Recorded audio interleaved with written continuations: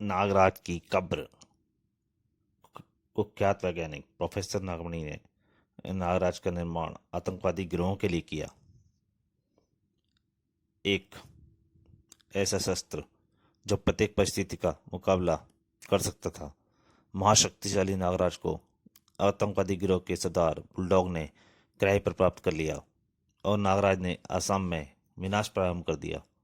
लेकिन एक शक्तिशाली योगी महात्मा गोरखनाथ ने नागराज को अपनी गुप्त शक्तियों के बल पर पकड़ लिया। फिर नागराज के मस्तिष्क का ऑपरेशन कर उसे नागमणि के चंगुल से मुक्त कर दिया।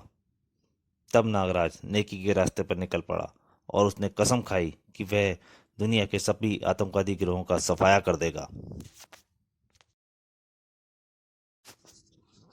मेरा पहला शिकार बुलडॉग होना चाहिए क्योंकि उसी ने मुझे किराए पर हासिल किया था। आसाम में उसके कई बेकार कैंप हैं। मुझे सबसे पहले शाकू कबीला देखना चाहिए, यहीं से वह सबसे पास है। नागराज नागरस्सी की मदद से जंगलों को पार करता साकू कबीले की ओर बढ़ चला और फिर इन्हीं बेकार कैंपों के मुझे कहीं बुलडॉग के हेडक्वार्टर का पता चल जाएगा। एक रात का सफर तय करने के बाद नागराज सुबह ही साकू कबीले जा पहुंचा। यह मेरे लिए स्वर्णिम सवेरा है जो इन लोगों के लिए तबाही का अंधेरा लेकर आया है। नागराज बस्ती के एक खस्ताल होटल में जा पहुंचा।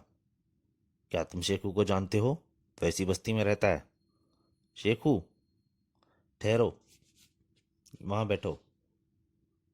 पता नहीं शेखू का नाम सुनकर यह क्यों घबरा गया। उधर होटल मालिक होटल के पिछवाड़े जा पहुंचा।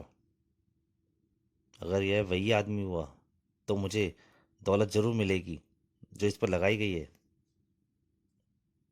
पासी की एक झोंपड़े में वह घुसा। रोमो सुनकर खुश होगा। रोमो, मैं एक अच्छी खबर लेकर आया हूँ। फिर तो मैं सुबह सुबह तुम्हारा मुंह कड़वा जरूर करूंगा। मैंने उस आदमी को पा लिया है जिसकी तुम्हें तलाश थी। मुझे तो हर उस आदमी की तलाश है जो पैसा पैदा कर सके। किसी दिन यह शराब तुम्हें ले डूबेगी। इसी शराब के कारण तुम्हारी ताकत शेखू से कम पड़ती जा रही है। मेरे दुश्मन शेखू का नाम और किस तरह लिया तूने? सवेरे सवेरे कमीने, भाग जा वरना मैं तेरा गला काट दूंगा। रोमो, मैं तुम्हारा दोस्त हूँ। तुम्हें फिर से ताकतवर देखना चाहता हूँ और तुम भूल रहे हो कि मैं तुम्हारे लिए एक खुशखबरी लेकर आया था। मुझे गुस्सा बहुत आने लगा है। खैर बता, क्या खुशखबरी लेकर आया? बहुत दिनों के बाद एक आदमी शेखू की तलाश में आया है और यह वही आदमी मालूम पड़ता है जिसने मूर्ति लूटी थी और जिसे शेखू तलाश करता फिर रहा है। तो मैं ये कैसे यकीन किया वही आदमी है? ये मूर्ति की खबर के बारे में, लूटने के बारे में देखिए, मैं इसकी पिछली कॉमिक अगर आप जानना चाहते हैं तो नागराज जरूर पढ़िएगा। अब जारी है। शेखू ने मुझे बताया उसका लिया। उसका कहना था इस हुलिये का आदमी कभी नजर आए तो तुरंत उसे खबर करके 5,000 रुपये का इनाम हासिल कर लूं। बेवकूफ! जिस आदमी को शेखू तलाश कर रहा है वह खुद शेखू को तलाश करने उसी की मान में क्यों आएगा? मैं इस बारे में ज्यादा कुछ नहीं जानता, लेकिन हुलिया वही है। सांप जैसी आंखें, उसकी खास पहचान है। मेरा दिल कहता है कि यह वही आदमी है। जरूर वह मूर्ति लेकर आया होगा इससे पहले कि वह शेखू के संपर्क में आए। हम काम कर सकते हैं। सबसे पहले यह जानना जरूरी है कि वह नागराज ही है या कोई और। अब तुम एक काम करो, उसे शेखू से मिलाने के बहाने झींगागार में ले आओ। लेकिन याद रहे, इस आदमी में हमारी पार्टनरशिप 50-50 होगी। इस मामले में हमारी पार्टनरशिप 50-50 होगी। शराब का खर्चा निकाल कर जो मिलेगा आधा आधा। ये रेमो मर जाएगा लेकिन शराब नहीं छोड़ेगा। होटल मालिक वापस होटल में लौटाया। ए मिस्टर, तुमसे जरूरी बातें करनी है। इधर कैबिन में आ जाओ। चलो। तुम्हें सेकू से मिलना था ना? हाँ, यह मैं तुम्हें पहले ही बता चुका हूँ। मैं शेखू के लिए अजनबी नहीं हूँ, लेकिन तुम्हें मालूम होना चाहिए शेखू किसी अजनबी से नहीं मिलता। तो फिर तुम्हें अपना पूरा परिचय देना चाहिए। बस तुम उससे इतना कह दो कि नागराज आया है। वो खुश हो गया। तुम नागराज हो? हाँ, यही नाम है मेरा। फिर तो तुम्हें अभी शेखू के पास ले चलता हूँ। तुम्हारा नाम कतई अजनबी नहीं है। चलो। रास्ते में। नागराज अजनबी नाम नहीं। तुम उसके बारे में क्या जानते हो? सिर्फ इतना कि शेखू ने मुझसे कहा था कि यदि आप इस नाम का कोई आदमी तुमसे मिलने आए तो तुरंत उसके पास तो पहुंचा दूं। गनीमत है कि यह आदमी मेरे बारे में अधिक कुछ नहीं जानता। नागराज बिल्कुल यही आदमी, यही नाम बताया था शेखू ने। अब तुम इस गार में उतर जाओ, मुझे यहीं से वापस लौटना है। धन्यवाद दोस्त, तुमने मुझे यहाँ तक का रास्ता दिखाया। रोमो, वह झींगा गार में उतर चुका है और यह शत प्रतिशत वही आदमी है। उसका नाम नागराज है। हम्म। अब तुम होटल पे मेरा इंतजार करो। सबसे पहले मुझे इस कार का रास्ता बंद करना होगा, फिर चोर रास्ते से अंदर जाऊंगा। मेरा बेवकूफ दोस्त कालू कहता था कि शराब से मेरी ताकत छीन ली, लेकिन अभी मैं उन चट्टानों को उठा सकता हूँ। अगर मेरा बेवकूफ दोस्त मुझे चट्टान उठाते देख लेता तो शायद घस खाकर बेहोश हो जाता।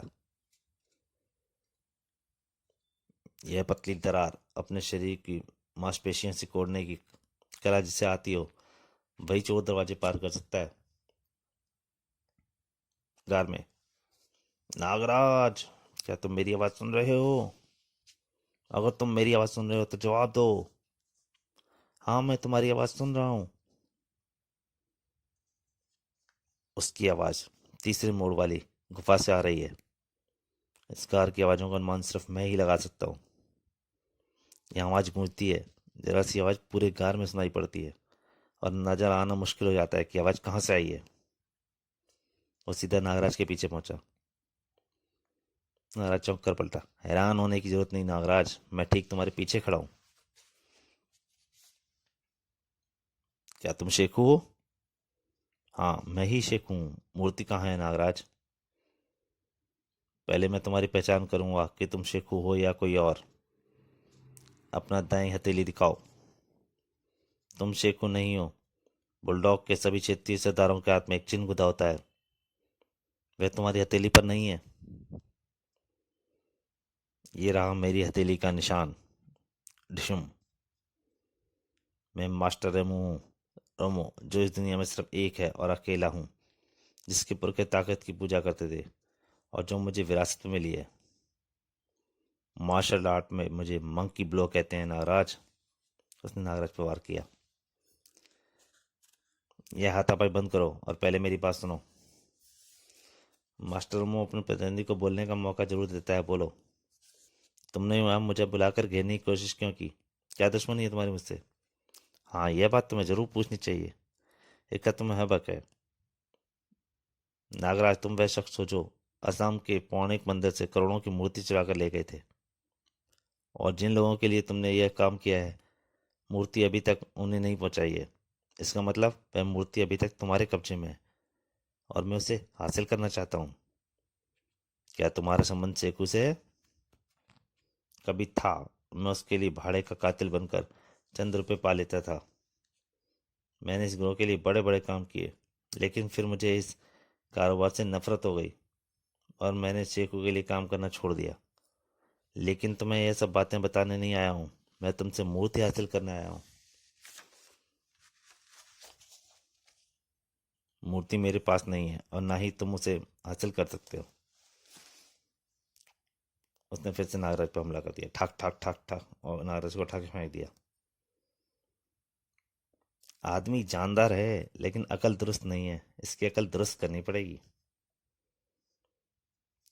ओहो, तो तुम मार्शल आर्ट भी जानते हो और यह है तुम्हारा असली रूप। ठाक। तो दोस्तों, नागराज की कॉमिक नागराज का कब्र, इसका पहला भाग यहीं तक। दूसरे भाग के लिए जल्दी हाजिर होऊंगा। तब तक के लिए नमस्कार।